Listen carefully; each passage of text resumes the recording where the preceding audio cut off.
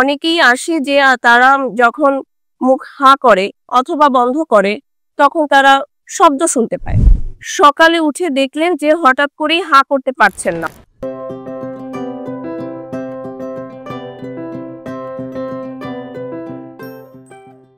Doctor মৌসুমী ইকবাল বলছি, কাজ করছি কনসালটেন্ট হিসেবে টুথ কেয়ারে। আজকে কথা বলি টেম্পোরোম্যান্ডিবুলার জয়েন্ট নিয়ে। টেম্পোরোম্যান্ডিবুলার জয়েন্ট হলো একটি কমপ্লেক্স জয়েন্ট যেটা কিনা ম্যান্ডিবলের কন্ডাইল এবং মাথার একটি বোন অর্থাৎ স্কালের একটি বোনের কম্বিনেশনে তৈরি হয়। অর্থাৎ এই জয়েন্টটা কিন্তু একটি ফসার, এরকম একটি ফসার ভিতরে থাকে এবং এখানেই মুভমেন্ট গুলো করে থাকে এবং এই জয়েন্টের দুটো হাড্ডির মধ্যে থাকে একটি আর্টিকুলার ডিস্ক, যেই ডিস্কটি কিন্তু এই জয়েন্ট ফাংশনে অত্যন্ত গুরুত্বপূর্ণ ভূমিকা পালন করে।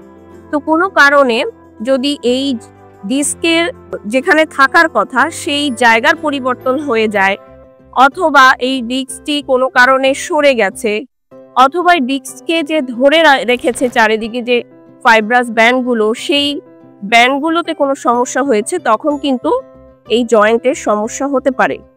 কি কি সমস্যা নিয়ে সাধারণত আসে আমাদের কাছে রোগীরা? দেখুন, প্রথমেই অনেকেই আসে যে তারা যখন মুখ হা করে অথবা বন্ধ করে তখন তারা শব্দ শুনতে পায়, তারা কানে এক ধরনের শব্দ শোনে। এরপরে কিন্তু আস্তে আস্তে এই শব্দটি যদি অনেক দিন ধরে রোগী শুনতে থাকে, এরপর সেখানে এক ধরনের ব্যথা অনুভব হয়। যখন কিনা এই ব্যথা অনুভব হচ্ছে তখনই কিন্তু রোগী আমাদের কাছে আসে এবং আমরা কিন্তু দেখতে পাই যে কোনো বয়স সীমা নেই। অর্থাৎ একটি 15-16 বছরের বাচ্চারও এই সমস্যা হতে পারে, আবার মধ্যবয়সী এবং বয়স্ক রোগীদেরও এই ধরনের সমস্যা হতে পারে।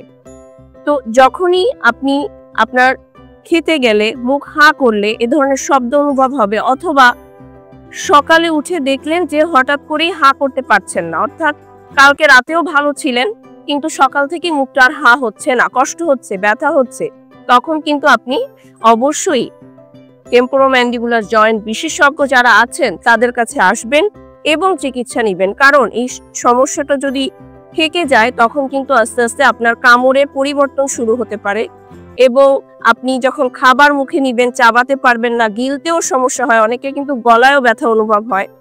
দেখেন, এই জয়েন্টটি কিন্তু একা ফাংশন করতে পারে না, অর্থাৎ এটাকে কাজ করাতে হলে আশেপাশে কিছু লিগামেন্ট থাকে, তারপরে মাসেলস থাকে, এবং শুধু মুখের মাসেলস না, এটার সাথে ঘাড়ের কিছু মাসেলও কাজ করে। অর্থাৎ যাদের কিনা অনেকদিন ধরে স্পন্ডিলাইটিস আছে তাদেরও কিন্তু এই টেম্পোরোম্যান্ডিবুলার জয়েন্টে ব্যথা হতে পারে।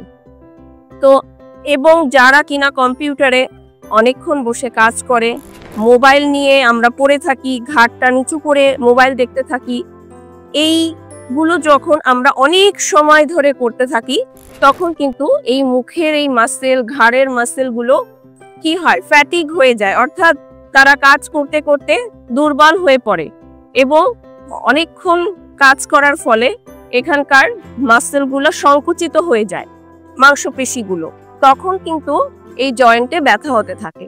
সো আমরা যখন কম্পিউটারে কাজ করব, ল্যাপটপে কাজ করব, মোবাইল দেখব, এই স্ক্রিন টাইমগুলো যদি আমরা একটু কমিয়ে আনতে পারি, এবং যারা কিনা বাইকার, যারা কিনা সাইক্লিস্ট, তারা কিন্তু অনেকক্ষণ ধরে যখন বাইক চালান তাদেরও কিন্তু এই ধরনের সমস্যা হতে পারে।